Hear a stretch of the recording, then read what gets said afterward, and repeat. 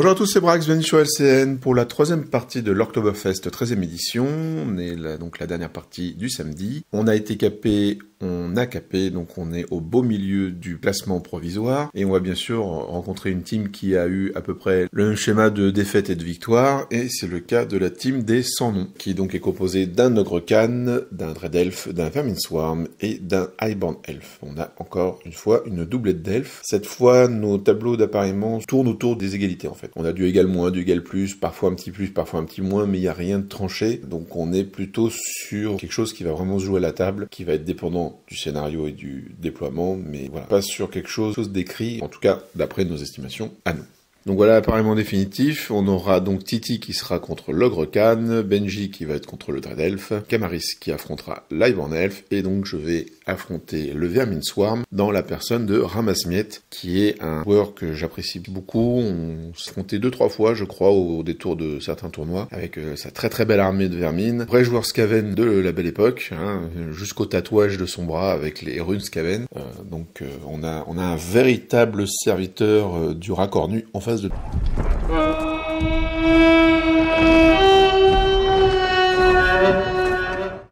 Au niveau de sa liste, alors, son armée est menée par un rakashiste machiniste qui sera son général, qui a la Seal of House Underminder, donc ça lui permettra notamment d'avoir un +1 pour déterminer le bord de table, si je ne dis pas de bêtises. Il sera armé d'un Jedi avec des Darkstone Shot, donc un petit général qui va avoir, voilà, il va avoir tous les tirs potentiels du rakashiste machiniste, je vous laisse aller voir dans le bouquin. Ils ont une armure avec plusieurs tirs, ils ont surtout accès à des souffles, mais ils ont accès au souffle tout le temps, c'est pas une seule fois dans la partie, donc ça les rend assez forts sur les masses notamment. On a un deuxième rakashiste machiniste avec un Ratlock Pistol, donc c'est un gros flingue qui peut faire des trous. On a un Magister maître de la thaumaturgie. Alors vous verrez, il y avait 5 thaumaturges sur la ronde et on était avec 5 comètes. Donc c'était la ronde de la comète. Et donc avec un Binding Scroll évidemment. Plaque Patriarche, adepte de l'occultisme. On rappelle que le Plaque Patriarche, même s'il ne peut pas être plus qu'un adepte, a accès à la sélection des sorts, sort 1 au sort 6, et que l'occultisme, on connaît bien sa capacité à faire très mal avec ses sorts, armé d'un Plaque Flail et avec le deuxième Binding Scroll. Et on finit avec un Sikara Assassin, donc il y aura des Throwing Weapon et Lethal Strike, donc le petit assassin qui coûte pas cher, mais qui peut faire très mal, et surtout aux ogres, parce que pas beaucoup d'armure. De toute façon, il a une très bonne AP, il va frapper très vite, très fort, donc faut que je fasse un petit peu attention à ce petit gars-là.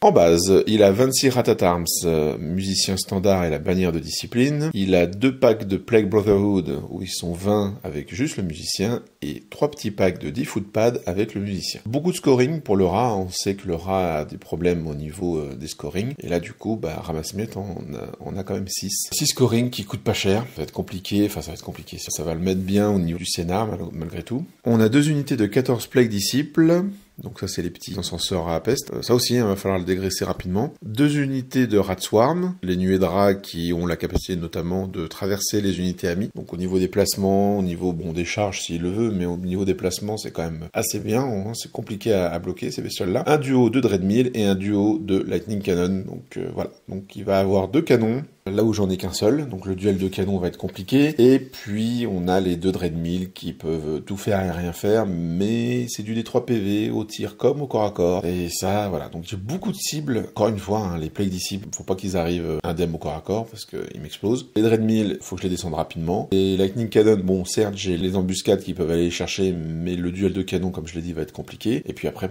voilà, il y a pas mal de personnages sympathiques, une forte magie à distance, courte distance, il y a l'occultisme qui sera donc ça va être un petit peu compliqué d'affronter ces petits rats.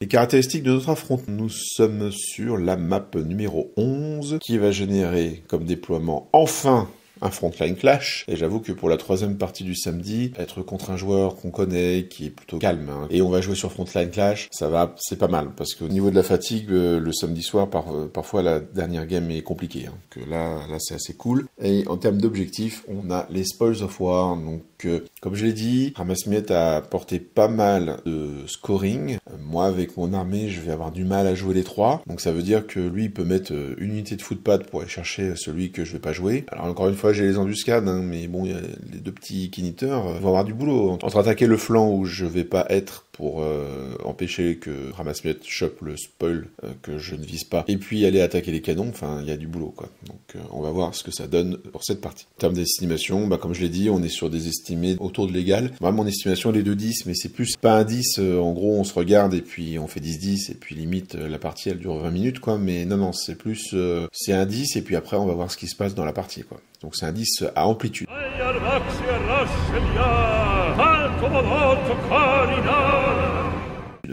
Au niveau de la magie, alors mon thaumaturge, pour une fois, ne va pas prendre le Smite d'Unbeliever, sinon le reste, ça reste classique, Hand of Heaven, Wrath of God, Trial of Faith, et l'héréditaire Children of Yumi. Et je prends le Kissing Fire, parce qu'il y a quand même pas mal de rats en face, et je me dis qu'avoir un petit souffle, ça peut être assez sympa. Après, bon, le Smite aurait pas été déconnant non plus comme choix. Je pense pas qu'il y ait un meilleur choix entre les deux, c'est plus au feeling. Et le D10 de mon magicien, de ma Crown of the Wizard King, me donne la divination, donc j'aurai de No Die Enemy. Alors le plus 2 en offensive-défensive, à part peut-être contre l'assassin, et encore, ça va pas changer grand-chose chez Méga. Par contre, là où ça peut être intéressant, c'est le plus 2 en initiative. Parce que le plus 2 en initiative, ça peut me faire peut-être taper avec certains de Méga avant les rats, et donc balancer un max d'attaque. Je pense notamment contre les roues, si je peux taper avant qu'elle ne tire au corps à corps, si j'ai moyen de descendre la roue, et donc qu'elle ne balance pas ses éclairs à des 3 PV, c'est toujours un bon bonus. Mais voilà, c'est pas non plus le sort qui va retourner la game, et une fois encore, c'est un sort qui va devoir passer un petit peu après les sorts de l'automate. On reviendra sur la conclusion, sur l'utilité de la Crone, mais on va tomber sur le domaine qui pouvait vraiment impacter la partie. De son côté, Ramasse-Miettes, donc il y a également un thaumaturge qui va prendre le Hand of Heaven, Smite d'Unbeliever évidemment, Wrath of God aussi pour faire un duel de comètes, et Awakened Swarm, l'héréditaire des Vermin Swarm, qui est un blast excellent, et qui va me faire des gros trous, parce que c'est la force 4 à P2, donc ça saute la plupart de mes armures, et ça me blesse à 4+, on est pas mal là-dessus. Et puis son plague patriarche de l'occultisme va prendre le 1 et le 6, donc le Pentagram of Pain et The Grave Calls.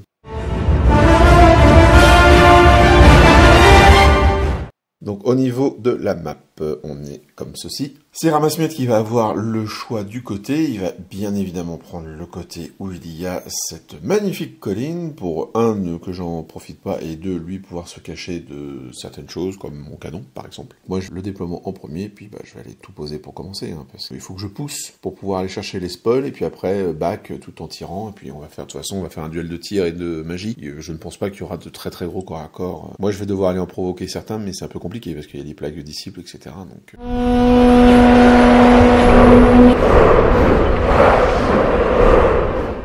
au niveau du déploiement, donc évidemment moi je me suis déployé en premier, donc j'ai de gauche à droite mes 2 unités de bombardiers que je mets plein centre, en face de la ruine. L'idée c'est que je vais les utiliser pour essayer de faire des trous dans les plaques disciples, quitte à les perdre, c'est pas grave, à la magie par exemple. On a les archers scrappling derrière le petit muret, eux pareil, dès qu'il y aura un truc à porter, ils vont balancer leurs petites flèches. Le canon tout au fond pour éviter de se prendre un blast T1 de la thaumaturgie, ce genre de joyeuseté. Par contre, je ne pourrai rien faire contre la portée des canons, étant donné qu'on a la même, si jamais, et je crois même qu'il a une meilleure portée, ou que soit son canon, ou ses canons plutôt, je vais me prendre les tirs, donc faut au moins que je me mette à peu près au centre de mon dispositif pour voir un maximum de choses, sachant qu'en face il y a la colline. Alors évidemment, il va cacher des trucs derrière la colline, mais si jamais ça pointe le bout de son museau, je pourrais tenter de balancer un boulet là-dedans. Les mercenaires avec les personnages comme d'habitude, le magicien sur la gauche pour avoir la meilleure portée possible au début avec la thaumaturgie. Le chasseur avec le chat, donc là je l'ai gardé un petit peu au milieu de mon dispositif, j'ai l'habitude de le mettre sur un côté et l'envoyer se faire le tour. Là je l'ai mis au centre pour voir si j'allais pas le garder pour avoir une menace, une sorte de gardien. Après le build de mon personnage n'est pas le plus évident pour faire ce genre de rôle, donc c'est des phases de test. Les bruiseurs qui pourront donc s'avancer sur le spoil de droite et menacer celui de gauche en faisant une roue au niveau du lac. Les petits scraplings avec bouclier à l'arrière qui eux vont potentiellement aller chercher celui de droite protégé par les bruiseurs. Et donc voilà, donc déploiement, je dirais classique, pour un spoil of war, je mets de façon à avoiner si jamais il se ramène sur le spoil du centre. Il y a le spoil de gauche que j'abandonne complètement, j'aurais pu y mettre le chasseur pour qu'il soit obligé de mettre plusieurs scoring, parce que 10 footpads face au chasseur, elles explosent, donc il faudrait qu'il en mette plusieurs. Mais j'ai les embuscades, donc mais comme j'ai dit, les embuscades, les kiniteurs, ils vont avoir du boulot, parce qu'il y a 2 canons à les tomber, c'est un peu compliqué. On va voir comment ça se passe. passe. Donc Ramasmith, lui, se déploie en fonction de ce que j'ai fait évidemment. Donc de gauche à droite, il a une unité de 10 footpads, une autre dans la forêt. Derrière, on a 20 moines. Tout au fond, derrière les moines, il y a deux nuées. Donc on rappelle, les nuées elles peuvent traverser, donc il ne sera pas gêné par les moines. Les deux canons qui sont l'un à côté de l'autre, bon, ils ont vu sur toute mon armée, donc ça, pas de problème. Les ratatarmes juste devant, là, à côté de la forêt, avec les personnages dedans pour avoir le maximum de vue également sur mon armée, pour balancer les blasts et compagnie. Au fond, à côté du deuxième canon, de nouveau les nuées, encore 10 footpads sur la droite. Devant, on a les 2x14 Plague Disciples prêts à aller avoiner sévère. Derrière, la deuxième unité de 20 Plague Brotherhood. Derrière la colline, on a les 2 roues qui se planquent, évidemment, hein, vont pas prendre des tirs de canon et des blasts de la thaumaturgie gratuitement. Et donc voilà, petit déploiement assez compact, assez raton, hein, ça va avec le rat. Et bien sûr, bien au bord de table pour me forcer à un petit peu avancer.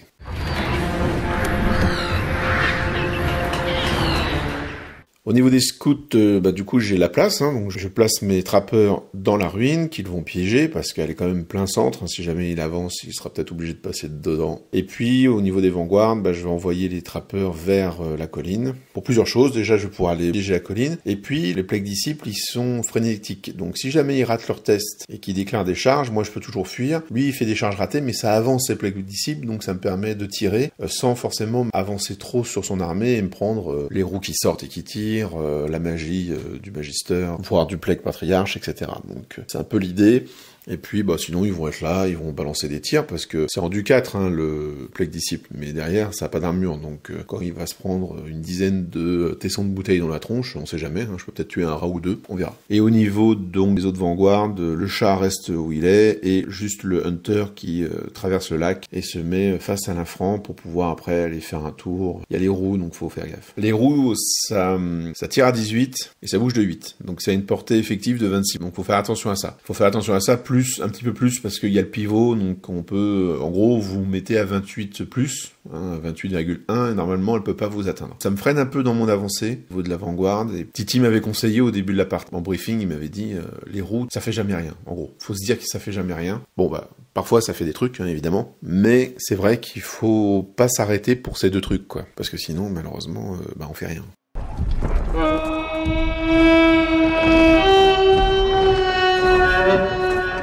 C'est parti pour mon tour 1. Alors mon tour 1, comme je l'ai dit, il va être un petit peu timide parce que il y a les roues, comme je l'ai dit, même si Titi me l'a dit, pas que je me focalise sur le fait qu'il a fondu des 3 PV, ça reste de la force 6 de 3 PV, et voilà, moi j'ai un petit peu flippette sur ça. Donc je m'avance pour être un peu à portée des Plague Disciples ou des Ratatarms avec mes différents tirs et magies. Le chasseur va se caler à côté de l'infront, l'idée c'est qu'il ne puisse pas sortir ses roues et me voir. Donc là, du coup, s'il les sort par contre, pour essayer de m'agresser, moi après je peux venir le chercher, gérer les tirs, la magie, etc. Voilà, pour l'instant je ne donne pas de cible, à part mes Scrappling Trappers, bien sûr, qui montent sur la colline, qui la piègent, et qui regardent de façon effrontée les Plague Disciples, puis on espère faire rater des tests de frénésie au tour 1 de Ramasmith. Mais pour l'instant, on est à mon tour. Donc le reste du mouvement, c'est comme je l'avais annoncé, les bruisers qui rentrent doucement dans le lac. Alors pourquoi doucement? Toujours pour la distance avec les roues. Là, en fait, à son T1, s'il sort les roues, il peut tirer sur rien du tout, à part les Scrappling Trappers, donc pas d'intérêt pour lui. Et puis il y a les Scrappling avec les shields sur la droite qui commencent à faire le petit tour pour aller chercher le spoil tranquillement.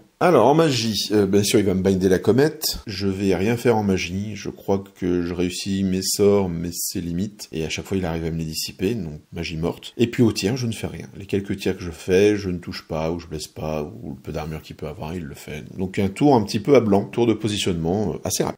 Tour 1 de Ramasmith. Test de frénésie raté pour nos amis les Plague Disciples au centre, qui vont déclarer une charge sur les trappeurs, qui vont, comme on l'a dit dans le plan, il fuit, donc il va faire une charge ratée, il va avancer un petit peu. Pour le reste, il va quasiment pas bouger, parce que son dispositif de base, c'était pour empêcher les embuscades de sortir et de venir titiller les canons. Tant que les Kiniteurs ne sont pas de sortie, il a aucun intérêt à casser son dispositif, parce que sinon ça sert à rien de s'être déployé comme ça. La seule chose qui va bouger vraiment, ce sont les footpads de gauche qui vont vite se rapprocher du spoil of war de gauche pour essayer de le choper et en partir avec. Donc en magie, il va me tuer un bombardier au Hand of Even dans l'unité de gauche, il va rater son héréditaire, je vais dissiper la comète. Au tir, il va me tuer un deuxième bombardier dans cette unité, je vais faire mon test, je vais refaire mon test, parce que j'avais déjà fait un test à la phase de magie que j'avais réussi. Là, je vais le rater, donc j'ai mon petit bombardier survivant qui est en fuite.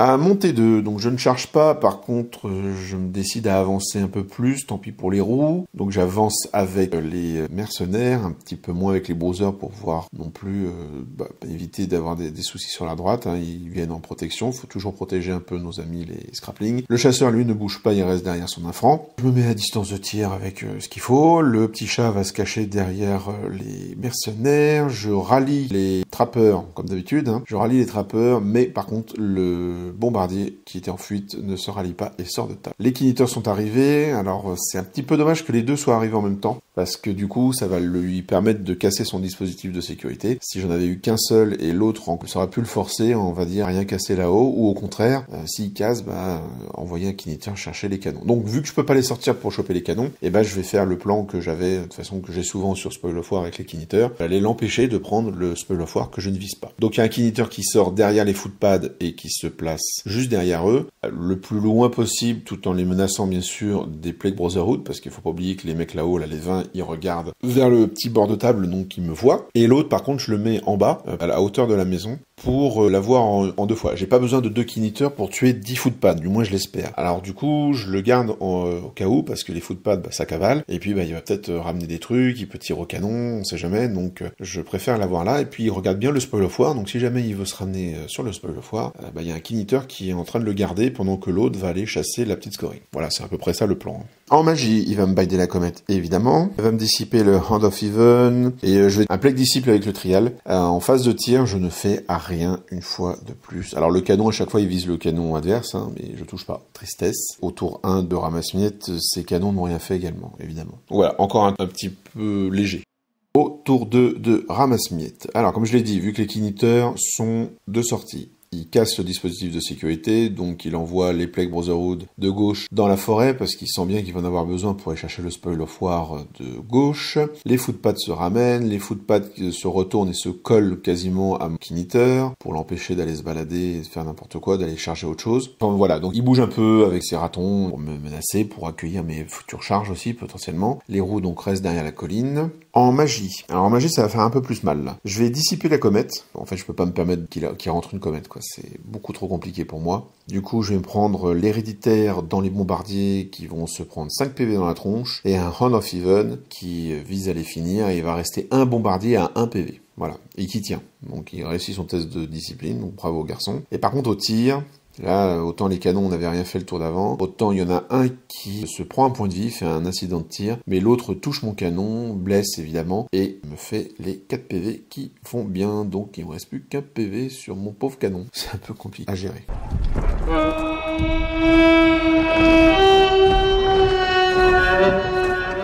Tour 3 des ogres. Donc évidemment je charge les footpads avec mon kiniteur, l'autre ne charge pas, il se replace un petit peu, comme je disais, hein, il est là pour empêcher le raton d'avancer n'importe comment. Je me replace un petit peu avec toutes les unités, les scraplings avec shield se rapprochent du Spoil of War, les scrapling trappers, eux, vont monter sur la colline pour aller embêter les Plague Disciples et toujours les provoquer un petit peu.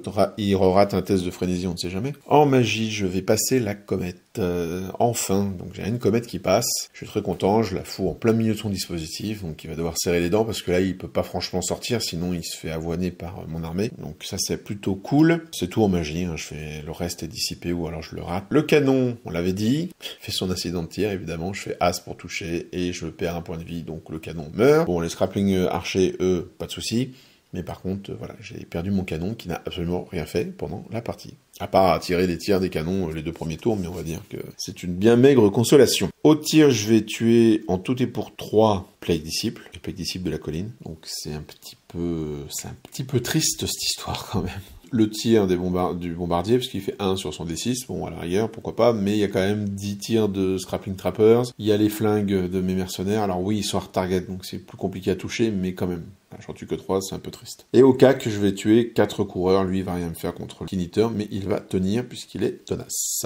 Au tour 3, il réussit tous ses tests de frénésie, donc pas de problème, il chargera pas. Il ramène encore les footpads et les Brotherhood vers le spoil de gauche, toujours mon Kinitor engagé contre les footpads et l'autre qui est là en backup. Les nuées de rats se ramènent pour venir me rediriger, c'est un truc que je vais prendre du temps à tuer, ça peut lui permettre de temporiser et d'aller chercher le spoil. Les roues sont sorties, évidemment, le canon est mort, donc hop, les roues sortent, en se mettant en légère quinconce. Les moines commencent aussi à faire le tour, hein, pourquoi pas.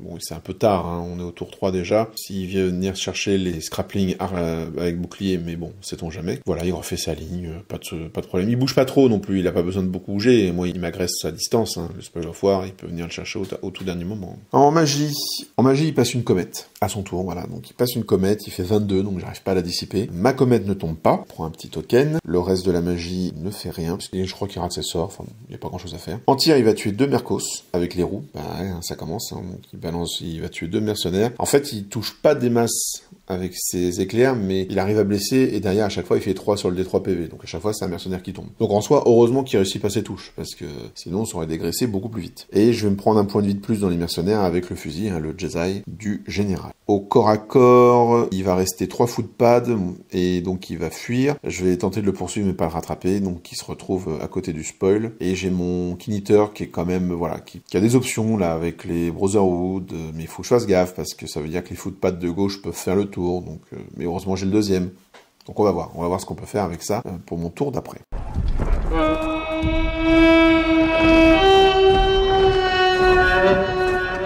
À mon tour 4, j'ai une charge avec les bruisers dans la roue qui est le plus proche. Alors oui, j'ai les encenseurs là avec l'assassin et le Plague Patriarche, donc qui sont sur la colline, que j'ai pas réussi à dégraisser suffisamment au tir, même pas du tout en fait, qui pourront venir de flanc. Mais j'ai encore les trappeurs. Et derrière, il y a les Brotherhood. Dans la Brotherhood, c'est sûr, hein, c'est beaucoup d'attaques et tout, mais c'est de la force 3, c'est de la P0, puis derrière, ça va se prendre des meules d'attaque force 6, ça va se prendre des piétinements, donc il y a moyen de casser les roues, d'enquiller sur la deuxième, bon, de faire quelque chose avec ces braves bruisers. Donc la charge rentre, c'est une charge rapide à, je crois qu'il fallait que je fasse 9, un truc comme ça, ou 10, non, c'était peut-être une charge à 10. Elle rentre, je suis plutôt content sur le moment, bon, Ramasmith n'a pas l'air d'avoir peur, donc je me dis, est-ce que c'était une bonne chose ou pas? Donc je décide de ne pas pousser les vermines, là, les petits footpads en fuite, pour pouvoir les attraper cas échéant. Par contre, le Kinitor qui les avait déjà un peu bouffés va aller dans les Brotherhood. Là encore, hein, je veux dire, il a beaucoup d'attaques, mais c'est la force 3 contre le du 5. Donc il va me toucher à 3+, hein, mais il va me blesser à 6. Et moi, je vais avoir les piétinements, je vais avoir mes attaques, donc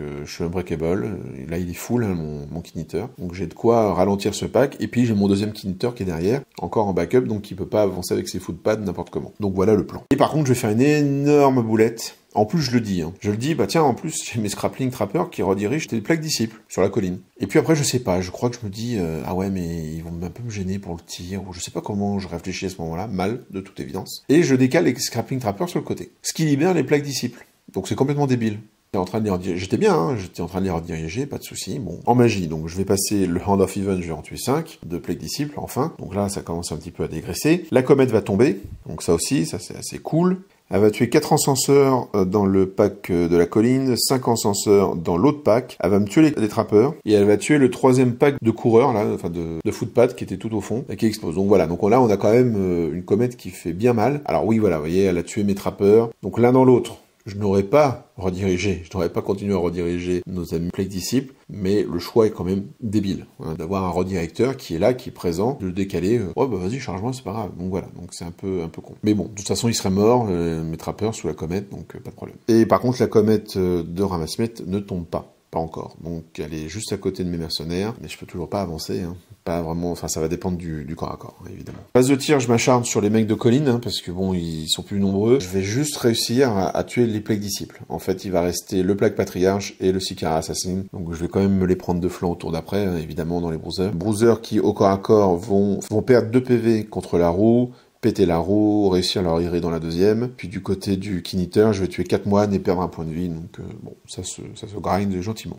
Au tour 4 de Ramasmith, alors évidemment en termes de charge, on a le Sikara assassin et le Plague Patriarche qui me charge de flanc dans les bruisers, donc ça pue. Et il envoie les moines, hein, dans les bruisers pour essayer de me finir tout simplement. Il va rater son ralliement avec les petits footpads. En magie, il va faire un Hand of Even, mais bon, de touche de force 1, puisque c'était un petit Hand of Even, donc ça ne fait rien. Il va balancer son héréditaire dans le cac avec le Keen Eater. Moi, il va rien me faire, mais il va tuer 2 moines. Et je vais dissiper le reste. La comète tombe, ça va tuer le tigre, et je vais perdre qu'un seul mercenaire. Donc, petite comète du raton, pas trop de soucis. Il va tirer dans le corps à corps, parce qu'il s'est retourné vers, avec son unité, avec les rakashistes. Il s'est tourné vers le corps à corps, donc il va me tuer le Keen Eater au tir, puis il va tuer un moine. Le canon de gauche va tirer, faire un incident de tir, perdre un point de vie. L'autre ne touche pas. Au cac, petit débat de règles, parce que je charge, et j'ai une unité qui me fait charger. Je charge grâce à l'iré, et l'unité qui me charge. Donc en fait, moi je suis considéré comme en charge tout court, hein, pas que contre la roue, mais contre tout le monde. Et vu que c'est chaque figurine qui fait des impacts, je peux les dispatcher.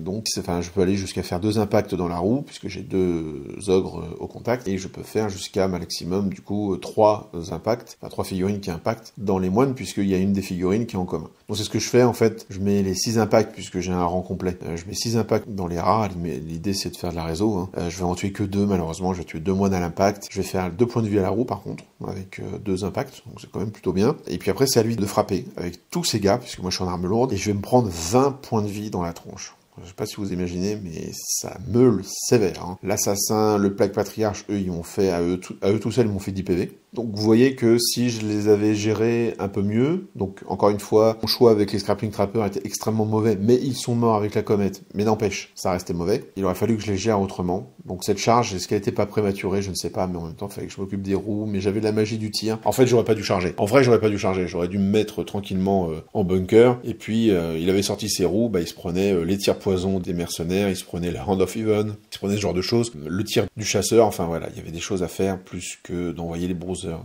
C'était tentant, certes, parce que les bruisers contre une roue, ça la casse en deux. Il y avait l'assassin, il y avait le plague patriarche, qui, eux seuls, comme je l'ai dit, ont fait 10 PV sur les 20 que je me prends dans la tronche. Bon, je fais perdre un point de vie au prêtre parce que je piétine. Alors, je décide de piétiner vers le prêtre et l'assassin. C'est réparti comme du tir, donc vu que j'ai qu'une touche, je la loue sur le prêtre, je perds un PV, mais c'est tout. Et du coup, il me fait fuir l'assassin et le prêtre. Je ne fuis pas vers mon camp, mais je fuis vers la droite. Et vers la droite, moi j'avais ramené mon chasseur, à ce tour-ci. Et du coup, la roue réussit son iré et arrive dans le chasseur. Donc elle impacte mon chasseur. J'ai les 2 petits persos qui sont juste devant moi et derrière il y a les Plague Brotherhood. Voilà. Et bien sûr les Brothers sont morts, ils ont été rattrapés. Donc gros coup dur à ce tour 4.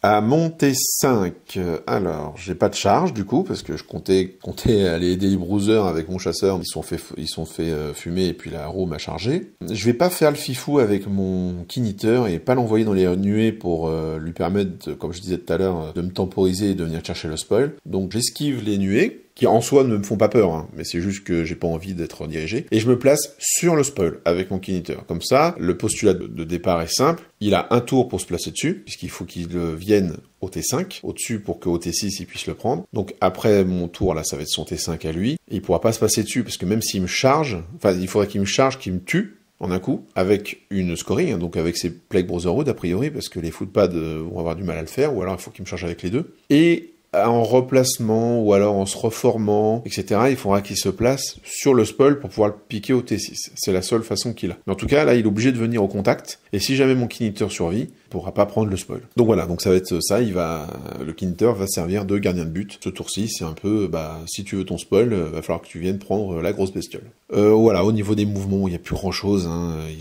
Il n'y a pas besoin de se replacer, on est au T5, il va pas créer grand jeu. Les Scrappling qui au T4 s'étaient mis sur le petit spoil, parce que bon, ils ont mis 4 tours à arriver, le prennent, se retournent et partent. Mauvais, hein, parce que ça commence à puer un petit peu, mais au moins j'ai un spoil. Les mercenaires avec les personnages se mettent en ligne et je m'avance, parce que finalement j'ai pas beaucoup de choses qui me regardent en face par les canons, et je vais me mettre sur le spoil du centre. L'idée c'est d'essayer d'assurer le scénar, mais encore une fois, parce que c'était une bonne idée, parce que je suis quand même proche de lui, donc faut que je fasse un peu attention. En magie, je mets un PV dans le canon de droite avec le Trial of Fails, je rate le reste. Je vais tuer le canon avec le tir, et le canon d'à côté va rater son test de panique, et donc ne va pas tirer au tour d'après, donc ça c'est plutôt cool, même plutôt très cool. Au corps à corps contre le chasseur, bon, alors, il me fait rien. et je lui fais rien. J'ai un test à 8, donc parce que je perds de 1 contre il a la charge en fait. Et bah je vais le rater. Je vais rater mon test. Je vais rater mon test à 8. Je vais fuir de 11. Alors, par contre je suis de 11, donc je sors pas de table, mais je fais comme une grosse fuite et il fait 11 pour me rattraper. Voilà. Donc la roue me rattrape, toute tranquillité, et le chasseur s'est fait mais renvoyer dans ses 22. La roue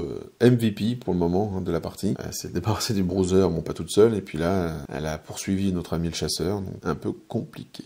Au tour 5 de Ramasmith. Le reste, c'est du replacement. Il y a juste la roue de droite là qui a tué mon chasseur de façon éhontée, qui va se diriger à fond vers les scraplings pour peut-être m'empêcher de prendre le spoil. Le pack de Brotherhood revient sur la colline et les persos le rejoignent, donc pour menacer le flanc de mes mercenaires au tour d'après. Atatarms qui se remettent, etc. Prêt à s'occuper en magie de et en tir surtout, de ma pauvre petite unité de mercenaires qui s'est avancée peut-être un peu trop, hein, je l'ai déjà dit, mais voilà. En magie, je vais dissiper le Grave Call. Là, il lance, je crois qu'il lance 5 dés pour faire le Grave Call dans les mercenaires, mais avec le -4 de RM, ça m'aide à le dissiper. Je crois que je le dissipe pile poil grâce à la RM4. Au tir, il va me faire un point de vie dans les Kiniteurs. Je vais perdre 3 scraplings avec les tirs de la roue, hein, touche bien quand même, mais bon. Voilà, il m'en tue 3, donc c'est pas très grave. Et par contre, après, il y a les tirs des personnages, et je vais perdre des points de vie dans la BSB, dans le chaman, dans les mercenaires, parce que je suis plus en lookoutser.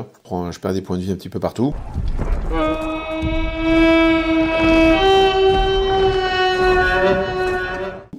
À monter 6, je vais charger avec le Kiniteur, parce que vu qu'il n'a pas le Spell of War, c'est bon. Charger à fond dans les nuées pour essayer de prendre des points, tout simplement. Vu qu'il avait envoyé ses nuées pour me rediriger, pour éviter que je prenne autre chose, et je vais les charger. Et là, je vais prendre un pari un peu risqué, un peu gourmand, mais c'est ainsi. Je prends le spoil avec les mercenaires, évidemment, et je dispatche les persos. Donc, la BSB, elle fonce sur le côté de la colline, pour ne pas être visible de trop de monde. Je suis hors de portée je suis hors d'arc de vue des Brotherhood qui sont sur la colline, évidemment. Et je vais essayer de tirer sur le canon. L'idée, ça va être de tuer le canon pour prendre des points. On est comme ça. Le chaman va se barrer de l'autre côté, puis les mercenaires, ils vont rester là où ils sont. Ils vont reculer avec leur spoil, et puis bah voilà, on va essayer de faire quelque chose là-dedans. Je vais réussir avec la magie et le tir à tuer les encenseurs. Donc je vais prendre un deuxième pack d'encenseurs, mais c'est pas suffisant. Je vais faire 6 points de vie dans les nuées, 1 point de vie dans le Kiniteur, donc je tue pas les nuées. Et puis c'est tout. Voilà, je fais 0 touche sur le canon, donc je fais 0 PV avec ma pauvre BSB. Et à tour 6 de Ramasmith, j'ai plus beaucoup de photos et j'ai pas pris beaucoup de notes, mais en gros, tuer les nuées au corps à corps avec le Kiniteur. Et par contre, entre la magie et le tir, je vais perdre le général et je vais perdre la BSB. Ça, c'est un peu dur. En fait, le général, vous voyez là sur le schéma, il a décidé de pas charger avec sa roue dans les scraplings avec le Spoil of War. Il me laisse le spoil. Balance sa roue, il fait ses 8 pouces. Je pouvais pas me barrer plus loin de la roue avec mon général. Il va lancer ses éclairs sur la chamane. Il va faire qu'une seule touche. Il baisse à 5+, parce qu'il a cassé sa capacité à être en force 6. Et moi, j'ai la Carcatens Résilience, donc il a une seule touche qui blesse à 5. Il fait son 5+, et il fait 3 PV. Je rappelle que j'en avais perdu 1 dans la phase de tir précédente. Et le chaman meurt. Et là, je donne un gros bonus, en fait. La BSB, bon, je me suis dit, elle est mal barrée, hein, clairement. Mais je peux pas perdre le chaman, en fait, sur ce coup-là. Je pensais qu'il allait charger avec la roue. Mais en fait, il a fait ses calculs. En fait, je faisais un test à 7 tenaces, parce qu'il pouvait pas tuer le foreman. J'avais un test à 7 tenaces pour garder le scénario. Donc voilà. Et puis, il va tuer les mercenaires avec, je sais plus quoi, mais en magie, je crois. La magie va tuer les mercenaires. Faire les 2 personnages, donc je vais vraiment avoir un gros différentiel de points sur ce T6, sur ce tout dernier tour de la partie.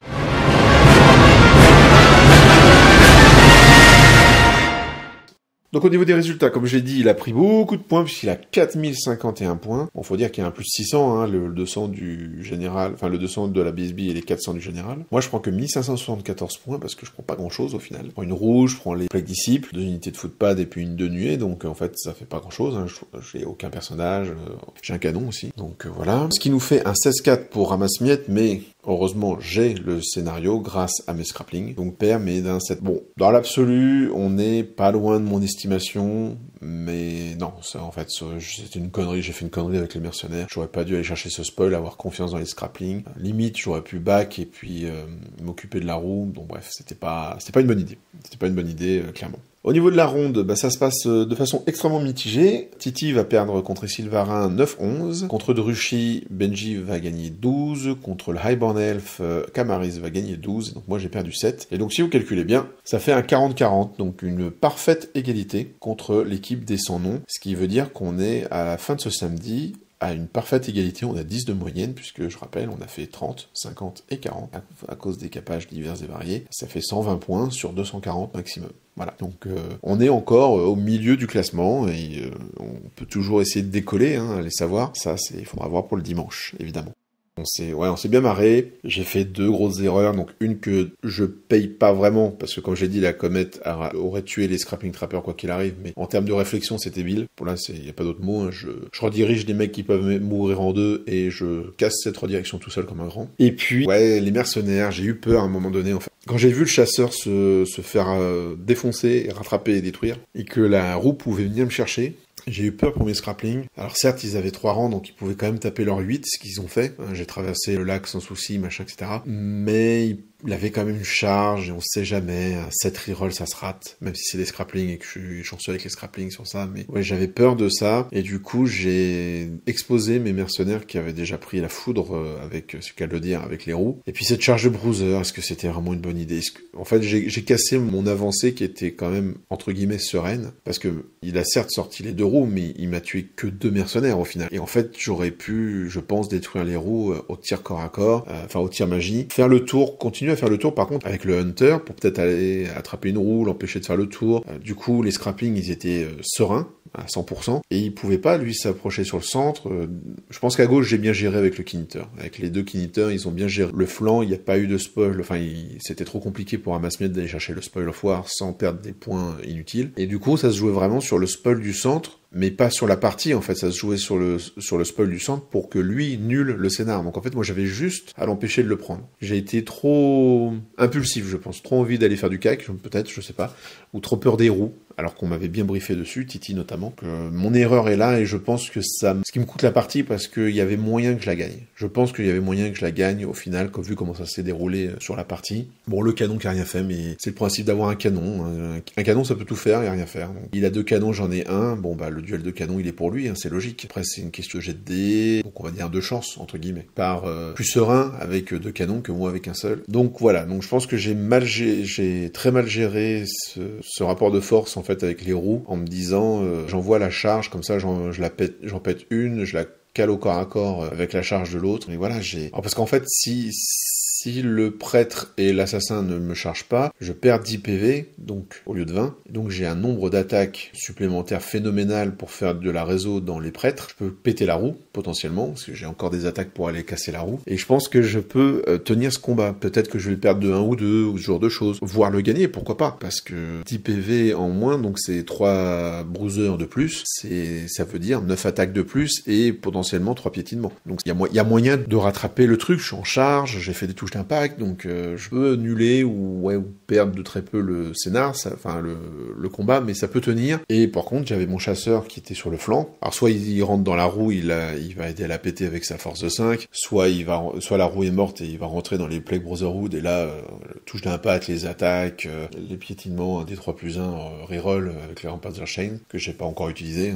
Et là, il y avait moyen d'ouvrir le flanc de son armée, en fait, et d'avoir vraiment mon spoil de droite complètement sécurisé, parce que là, du coup, avec cette fuite et que la roue me rattrape, ça ouvre mon flanc droit, qui est censé être sécurisé, et ça met en danger mes petits scraplings avec le spoil. Et du coup, je me dis, je suis obligé d'aller jouer celui du centre. Mais en même temps, on l'a vu, c'était pas une bonne idée d'aller au centre. C'était pas une bonne idée, je perds toutes mes... Alors, je vous ai dit que j'ai perdu les mercenaires, mais j'ai un doute. Plus de photos, et j'ai pas pris de notes sur ça. Donc, je crois que je les perds pas. Je crois que je les perds pas parce qu'il se dit que de toute façon, vu qu'il a pas touché au scrapling, les mercenaires, il a déjà la moitié des points. Le fait qu'ils aient un spoil of war, on s'en fout. Et, le fait de tout mettre sur le général et sur l'AGB lui rapporte plus de points que la deuxième moitié des mercenaires. Donc il me semble que les mercenaires sont encore en vie. J'ai peut-être dit une connerie. Mais en tout cas, le reste, il met 16-4 à la bâche quand même. Pas dire que ce sont nos comètes qui ont changé le game. Moi, ma comète, elle était quand même très correcte. La sienne, elle a rien fait. Elle a tué un mercenaire et le sabre tous Tiger n'a eu utilité. Donc. Alors lui aussi, est-ce que j'aurais pas dû la porter? Est-ce que la comète que j'ai posée, je me demande si j'aurais pas dû la poser côté canon, pour buter les deux canons, virer tout ce qu'il y avait là-bas, et gérer à droite ça aussi. Je pense que la comète était mal placée. Donc j'ai fait une série de mauvais choix qui ont permis à Hammersmith finalement de ramasser beaucoup de points. Le scénar est plutôt pour moi parce que il peut difficilement avancer, hein,